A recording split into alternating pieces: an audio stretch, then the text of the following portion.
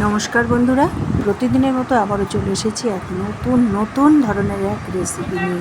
এই যে দেখতে পাচ্ছ, এটা হচ্ছে বাঁশ, কচি বাঁশ। যখন বাঁশ গাছটা বেরোয় ঠিক তার নিচের এই অংশটা খায়। তোমরা তো ভালো করেই জানো, অনেক বন্ধুরাই, কিন্তু আসামের প্রচুর মানুষ এই সবজিটা রান্না করে খায়। আর তাই ভাবলাম আজকে আসামের থেকে যদি এই সবজিটা না দেখাই তাহলে খুব মিস করব।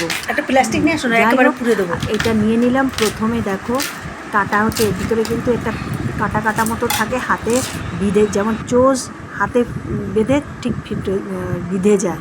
আর দেখো এইদিকে কিন্তু কেটে নিয়েছি সাদা অংশ, এবার পুড়িয়েও নিয়েছি।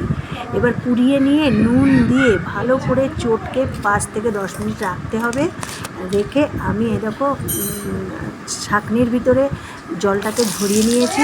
তারপরে দিয়ে দিলাম জিরে, তেজপাতা, সম্বরা, আর একদম মোচা যেমন রান্না করে ঠিক সেইভাবে রান্না করবে। এবার দিয়ে দিলাম ডুমো করে কেটে রেখেছিলাম আলু, দিয়ে দিলাম তেলের ভিতরে। এবার ভালো করে বেশ নারকেলের মতো ভেজে নেব লাল লাল করে। আর মোচায় যা মশলা লাগে, লঙ্কা, আদা, জিরের গুঁড়ো, ধনের গুঁড়ো, যা মশলা লাগে দেবে। আর এই বাঁশ যদি খেতে হয়, তেলের বোতল সামনে রাখতে হবে বন্ধুরা। এত তেল লাগে, আর মানে ভেবে পাইনি যে আমি এত তেল লাগবে রান্না করতে। দিচ্ছি আর টেনে নিচ্ছে। এবার দেখো দিয়ে দিলাম, দিয়ে এবার পুরো সাঁতলিয়ে যাব। একদম সব কিছু এক করে পুরো নাড়াচাড়া করে, দেখেছো আমি খুন্তি দিয়ে কেমন এপিট ওপিট করে ভালো করে বেশ নাড়িয়ে চাড়িয়ে নিচ্ছি। এরপরে আমি এক করে মশলাগুলো পরপর দিয়ে দেবো। একটু কাঁচা লঙ্কা, পাকা লঙ্কা 3-4টে কুচি করে দিলাম, তাতে একটু ঝালটা বেশ ভালো হবে। আর দিলাম নুন, মিষ্টি, হলুদ, নুন দিয়ে ভালো করে আবারও বেশ নাড়াচাড়া করে, আবারও 5 থেকে 10 মিনিট হবে।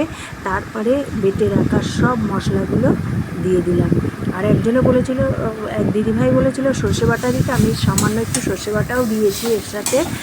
আর দেখো একদম মাখা হয়েছে তরকারিটা, আর মোচার মতোই হয়েছে, আর দেখতে আর খেতেও তেমন হয়েছিল। এবার দিয়ে দিলাম কিছু গরম মশলা। তোমরা চাইলে গরম মশলা দিয়ে নামাবে। আমার ঘি ছিল না বলে আমি শুধু গরম মশলা দিয়ে নামিয়ে নিয়েছি। কেমন হয়েছে অবশ্যই কমেন্টে জানাবে। তাহলে বন্ধুরা আজকের মতো রাখি।